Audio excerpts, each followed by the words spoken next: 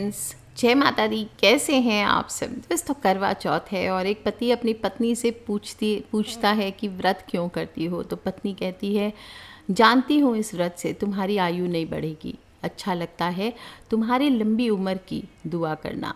चांद का इंतज़ार बेकरार करता है मगर अच्छा लगता है संग तुम्हारे आसमान को तकना। अच्छा लगता है चांद के बाद तुम्हें देखना।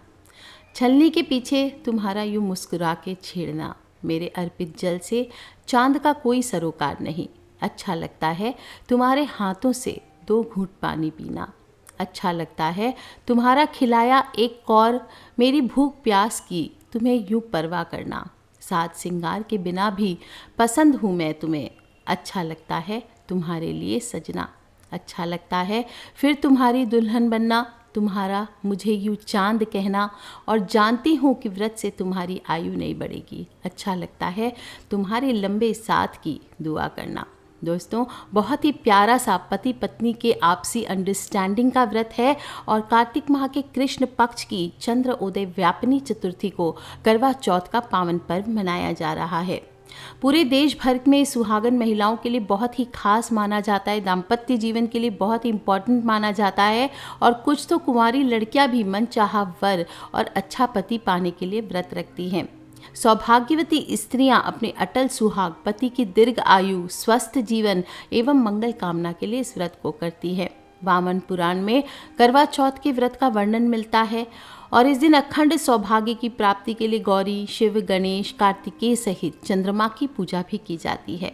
करवा चौथ 2 शब्दों से मिलकर बना है। करवा यानी मिट्टी का बर्तन और चौथ यानी चतुर्थी तिथि। और करवा चौथ मूलतः देवी गौरी की जो करवा स्वरूप है उसको समर्पित है। इस दिन सुबह जल्दी उठ करके स्नान आदि कर लेना चाहिए सूर्योदय के पहले ही। और सरगी के रूप में सासू माँ सरगी देती हैं अपनी बहुओं को। अगर आपके यहाँ सरगी का नियम नहीं है तो आप खुद से ही तैयारियां कर ले सरगी की थोड़ी सी, और सुबह सरगी के रूप में मिला हुआ भोजन करें, पानी पिए और व्रत का संकल्प लेना चाहिए। फिर पूरे दिन निर्जला व्रत रहकर चंद्र उदय के बाद चंद्रमा को अर्घ्य देकर व्रत का पारण करना चाहिए। सरगी में केला, पपीता, अनार, जामुन, सेब जैसे फल रखें। ज़्यादा फ्राइड फूड, ऑयली फूड हालांकि आप खा सकते हैं, कोई नियम नहीं है इसमें। जो भी सरगी में खाना चाहें आप सब खा सकते हैं, लेकिन ज़्यादा ऑयली और फ्राइड फूड खाना हैवी होता है, इसलिए उपवास के दौरान चक्कर आदि आ सकते हैं, तो हल्के फूड खाने की कोशिश करें। मल्टीग्रेन चपाती है, सब्ज़ी है, पनीर है, ये खाइए और चाय कॉफ़ी का ज़्यादा सेवन ना करें, डिहाइड्रेट करता है आपको। आंवला का जूस पी सकते हैं, ग्रीन टी पी सकते हैं और मीठी चीज़ भी खाने से परहेज़ करें। खजूर खाएं, अंजीर खाएं, एप्रिकॉट आदि खा सकते हैं और दिन भर अपने आप को काम में व्यस्त ना रखें। सुबह सुबह अपनी सरगी ख़त्म करने के बाद थोड़ी देर आराम करें और ज़्यादा काम ना करें। एक दिन पहले ही सारी तैयारियां, मेहंदी लगाना आदि कर लीजिए, ताकि जिस दिन व्रत हो उस दिन आप ज़्यादा से ज़्यादा आराम कर सके, चक्कर जैसी परेशानियां आपको ना आए। और इस दिन फिर आपको सभी पूजा की तैयारियां कर लेनी चाहिए। व्रत रखने वाली महिलाओं को चाहिए कि चंदन, शहद, अगरबत्ती, पुष्प, बिंदी, चुनरी, जो भी सुहाग सामग्री है, चूड़ियाँ, कच्चा दूध, मिठाई, गंगा जल, अक्षत, ये सभी चीज़ें एक जगह कर लें। थोड़ी सी सिंदूर, मेहंदी, शक्कर, शुद्ध घी, दही, महावर, कंघा, बिछुआ, मिट्टी का टोटीदार करवा, ये 2 करवे आपको लेने होते हैं और उसके ऊपर की ढक्कन भी लेनी चाहिए। जिन लोगों को करवा नहीं मिलता है वो छोटे ग्लास भी ले सकते हैं, स्टील के ग्लास में भी आप पूजा कर सकते हैं। ऐसा नहीं कि करवा नहीं है तो पूजा नहीं होगा, ग्लास में आप पूजा कर लीजिए। थोड़ी सी शक्कर का बुरादा, हल्दी, जल का लोटा, दीपक, रुई, कपूर, गेहूँ। गौरी बनाने के लिए जिन लोगों के गौरी गणेश बनाते हैं हाथों से, वो पीली मिट्टी ले लें और या फिर आप दीवार पर पेंटिंग जैसे बना सकते हैं या किसी पेपर पर आप पेंट कर सकते हैं, या रेडीमेड प्रिंटेड पेपर भी आते हैं, वो भी यूज़ में ले सकते हैं। 8 पूरियों की अठावरी होती है, वो ज़रूर बनाना चाहिए, हलवा पूरी। लकड़ी का आसन, एक चलनी जो चंद्रमा का दर्शन करेंगे और अपने पति के चेहरे का दर्शन करेंगे, और उसमें जलाने के लिए एक दीपक लेना चाहिए। और दान के लिए थोड़े पैसे, बायना का सामान रख लें। बायने के लिए एक कटोरी में थोड़ी मिठाई या हलवा पूरी और रुपये रख लें, जो भी आप अपनी सासू माँ को देना चाहते हैं। इस प्रकार से सभी पूजा की चीज़ें आपको पहले रख लेनी चाहिए। इसके बाद अगर आपने तस्वीर वगैरह रेडीमेड लाई है, मूर्ति आपने रेडीमेड लाई है तो ठीक है, नहीं तो आपको गेरू आपको किसी भी पूजा शॉप पे मिल जाता है, पत्थर जैसा होता है, उसको पानी घोलकर पतला करना पड़ता है, उससे आप फलक बनाकर पिसे हुए चावलों के घोल से करवा बना सकते हैं। और फिर पीली मिट्टी से गौरी और उनके गोद में गणेश जी बनाकर बिठाए जाते हैं। या फिर आप एक पीपल का पेड़ बना लीजिए, उसके नीचे शिव पार्वती अपने पुत्र के साथ बैठे हैं, ऐसा चित्र बना करके आप उसका पूजन कर सकते हैं। और पूजन करते समय नमः शिवाय शर्वाण्ये सौभाग्यम संतति न शुभाम प्रयच्छ भक्ति युक्ता नाम नारिणाम हरवल्लभे, इस प्रकार से आपको बोलते हुए पूजन करना चाहिए। फिर गौरी माँ का आप 16 श्रृंगार का सामान चढ़ाएं, गाय के घी का दीपक जलाएं, चंदन की धूप करें, लाल रंग के फूल चढ़ाइए, और जो आपने अठावरी बनाई है यानी 8 पूरी और हलवा जो बनाया है उसका भोग लगाइए। फिर आपको करवा की पूजन करनी चाहिए। करवा पर आप रोली से स्वस्तिक बनाइए, करवा पर 13 बिंदी आप रखें, 13 बिंदी नहीं है तो कुमकुम से उंगलियों से 13 बिंदी दे दीजिए। और 13 चावल के या गेहूं के दाने हाथ में, कहीं कहीं चावल लेते हैं, यूजुअली गेहूं और थोड़े से हलवा लेकर के कहानी सुनी जाती है, तो 13 दाने आप गेहूं के ले लीजिए हाथों में, और फिर आपको व्रत की कथा सुननी चाहिए। कई जगह पर इकट्ठा होती हैं सभी जगह की महिलाएं और फिर एक साथ बैठ कर के व्रत की कथा सुनती हैं और फिर थाली घुमाती हैं। और पूजा के बाद मिट्टी के करवे में आपको थोड़े से चावल, उड़द और सुहाग की सामग्री मिला करके दान करना चाहिए। सास के पांव छू करके बायना देना चाहिए। कथा सुनने के बाद कैसे देते हैं बायना? बायने की जो कटोरी आपने बनाई है उसको आप सामने रख लीजिए और फिर उसको थोड़ा सा चिरचिए, उसको कुमकुम आदि से थोड़ा सा छिड़कना चाहिए उस पर। फिर अपने फॉरहेड पर तिलक करें और फिर अपने जो दुपट्टा है, आंचल है, उसको दोनों हाथों में लेकर हाथ जोड़ करके आपको इस जो बायना है इसके ऊपर आपको 7 बार सीधी दिशा में यानी घड़ी की दिशा में घुमाना चाहिए। और फिर उठ करके इस बायने को अपनी सासू माँ को पैर छू करके देना चाहिए। जिन लोगों की सासू माँ नहीं है वो ननद को दे सकते हैं, जेठानी को दे सकते हैं, या फिर माँ समान कोई स्त्री हो आपके आसपास ऐसे हों बहुत क्लोज तो उनको दे सकते हैं। लेकिन प्लीज़ ऐसा नहीं कि वहाँ सासू माँ से झगड़ा किया अड़ोस पड़ोस में जाके दे रहे हैं। कितना भी झगड़ा हो आज के दिन आपको सासू माँ को ही बायना देना चाहिए, क्योंकि उन्हीं के पुत्र जिसको उन्होंने जन्म दिया है, आप उनका अगर मान नहीं करेंगे तो पति के लिए व्रत कैसा। तो इस बात का ध्यान रखें आप। फिर इसके बाद आप कीर्तन आदि कर सकते हैं, भजन आदि कर सकते हैं। और रात में जब चंद्र उदय, मेन वेट अब शुरू होता है, इसके बाद रात में जब चंद्र उदय हो तब छलनी की ओट से चंद्र दर्शन कर चंद्रमा की पूजा की जाती है। और फिर इसके बाद छलनी से ही अपने जीवन साथी का दर्शन करके दूध में शहद और सिंदूर मिला के इस बार आप चंद्रमा को अर्घ दीजिए। ये बहुत चमत्कारी होगा। और चंद्रमा को भगवान ब्रह्मा का रूप माना गया है और चांद को दीर्घायु का वरदान प्राप्त है। जो लोग भी चांद की पूजा करते हैं तो इससे आपके पति को, आपको सभी को दीर्घ आयु की प्राप्ति होती है। साथ ही साथ चंद्रमा को सुंदरता और प्रेम का प्रतीक भी माना जाता है, इसलिए महिलाएं छलनी से चांद को देखकर अपने पति की लंबी उम्र की कामना करती है। दोस्तों बहुत ही खूबसूरत व्रत है और इस बार 24 अक्टूबर को है और रात को 11:35 तक इस बार वरियान रोग रहेगा। बहुत ही अद्भुत योग में इस बार आया है करवा चौथ का दिन, क्योंकि रोहिणी नक्षत्र में चंद्रमा का उदय है, जो कि कहा जाता है 70 साल के बाद करवा चौथ पर रोहिणी नक्षत्र और मंगल का योग एक साथ आ रहा है। ये योग बहुत ही मंगलदायक होता है और सभी कार्यों में सफलता प्रदान करने वाला है। देर रात को 1:02 तक रोहिणी नक्षत्र रहेगा। चंद्रमा का गोचर वृषभ राशि में रहेगा, जो कि चंद्रमा की उच्च राशि है। तो सभी कुछ चंद्रमा के बेस पे हो रहा है, इसलिए ये जो योग बने हैं ये करवा चौथ को और अधिक मंगलकारी बना रहे हैं। इसमें पूजन करते हैं तो इसका फल कई हजारों गुना ज़्यादा मिलेगा। 24 अक्टूबर को मनाना है, रविवार का दिन है। चतुर्थी तिथि का प्रारंभ 24 अक्टूबर को सुबह 3 बजे हो जाएगा, 3:01 पर, और 25 अक्टूबर को सुबह 5:43 तक चतुर्थी तिथि रहने वाली है। जो लोग भी पूजा करना चाहते हैं, कथा आदि सुनना चाहते हैं, शाम को 5:43 से 6:59 तक सुन सकते हैं, या फिर 6:55 से रात को 8:51 तक भी टाइम ठीक है।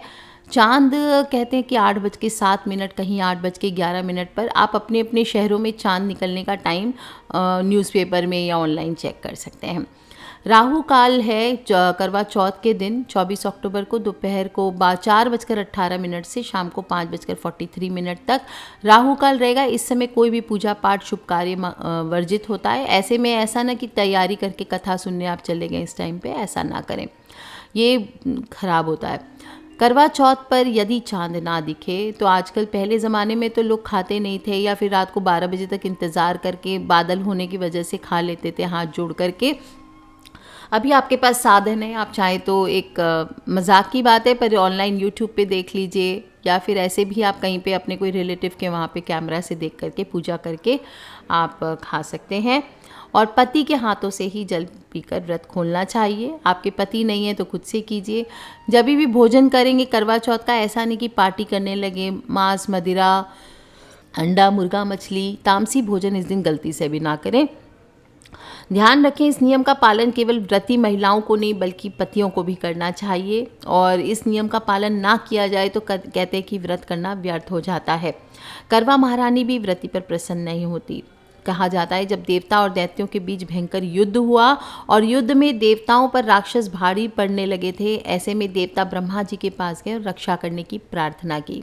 तब ब्रह्मा जी ने इस संकट से बचने के लिए सभी देवताओं की पत्नियों को अपने अपने पतियों के लिए व्रत रखना चाहिए और सच्चे दिल से उनकी विजय की प्रार्थना करना चाहिए, ऐसा कहा। तभी से कहा जाता है करवा चौथ के व्रत को रखने की परंपरा प्रारंभ हुई और भगवान शिव को प्राप्त करने के लिए माता पार्वती ने भी इस कठिन व्रत को रखा था। ऐसे में करवा चौथ का व्रत विधि पूर्वक करके आप भी अपने दाम्पत्य जीवन में खुशहाली ला सकते हैं। ध्यान रखें, कुछ बातों का ध्यान भी बहुत ज़रूरी है रखना व्रत में। ऐसा नहीं कि सिर्फ व्रत कर लिया गलतियां करते रहे, ऐसा नहीं करना आपको। कहते हैं जब पुरुष अपने घर से कई महीनों और वर्षों के लिए व्यापार या युद्ध के लिए जाते थे, तब भी महिलाएं घर पर रहकर अपने पतियों के लिए विशेष पूजा आदि करती थी। और मंगलसूत्र इस दिन आपको ज़रूर धारण करना चाहिए। ये मंगलसूत्र पति के जीवन की रक्षा करता है, उस पर आने वाले सभी संकटों की रक्षा करता है। और भूल करके भी इस दिन आपको वस्त्र जो पहनेंगे उजले भूरे या काले रंग के वस्त्र नहीं पहनने चाहिए और ना ही सफ़ेद चीज़ों का इस दिन दान करना चाहिए। दूध हो, दही हो, चावल हो, सफ़ेद कपड़ा हो, इसका दान भी नहीं करना चाहिए।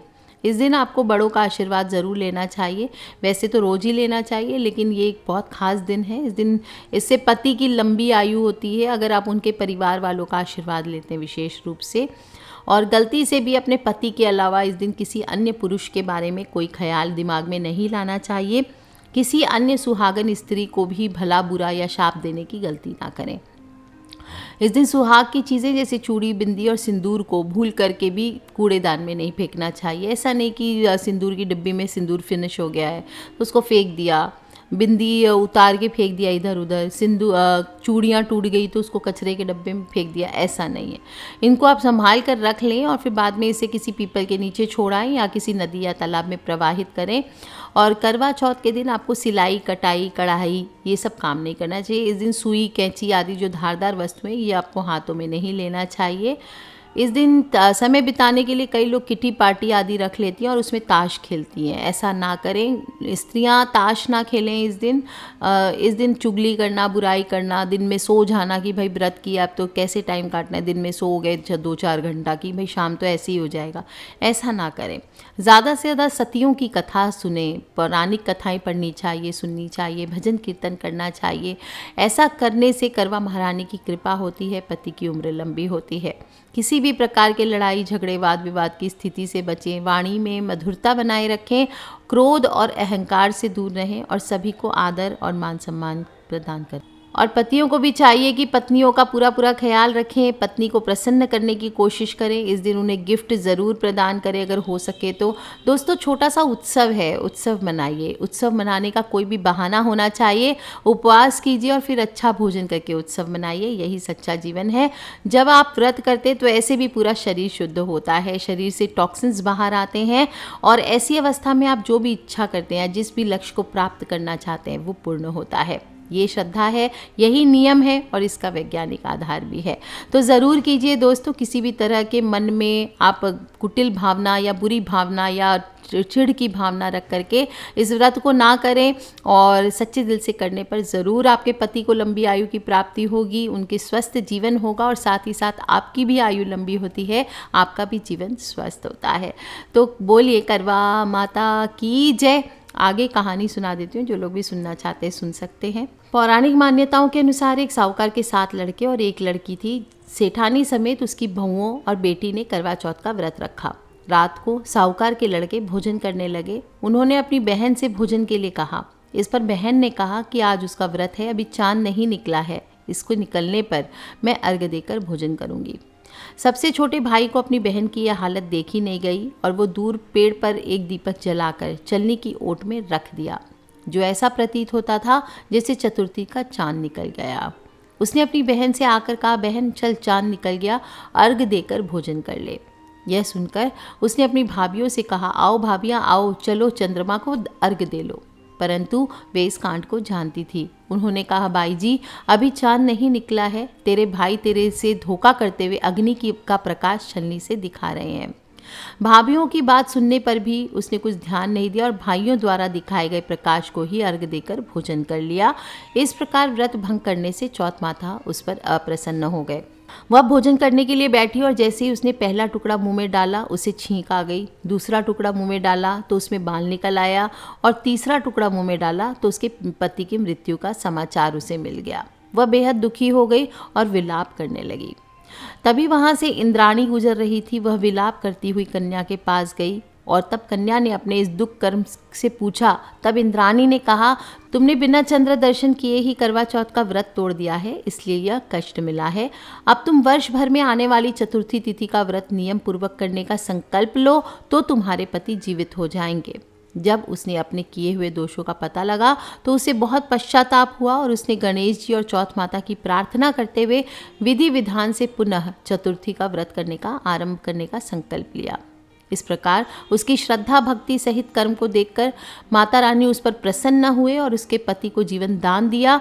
उसे आरोग्य करने के पश्चात धन संपत्ति से युक्त कर दिया और वह पुनः सौभाग्यवती हो गई। तभी से सभी महिलाएं अपने अखंड सुहाग के लिए करवा चौथ का व्रत करती हैं और इस प्रकार जो कोई भी छल कपट को त्याग कर श्रद्धा भक्ति से चतुर्थी का व्रत करता है उन्हें सभी प्रकार का सुख मिलता है। इसलिए प्रत्येक स्त्री को अपने पति की दीर्घ आयु के लिए व्रत जरूर करना चाहिए। तो आज के लिए इतना ही, और जो लोग भी इसे कथा के रूप में सुन रहे हैं तो उसे इसके बाद आपको गणेश जी की कथा भी ज़रूर सुननी चाहिए। आज के लिए इतना ही। Take care friends, love you all, जय माता दी। अपने सभी फ्रेंड्स फैमिली, मम्मी पापा भाई बहन बच्चे, जो लोग भी बहनें हैं, आपकी फ्रेंड सर्कल है, उन सभी से इन वीडियोस को ज़रूर शेयर करें।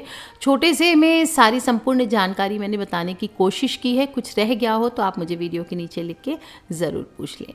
Take care friends, love you all, जय माता दी, बम बम भोलेनाथ की।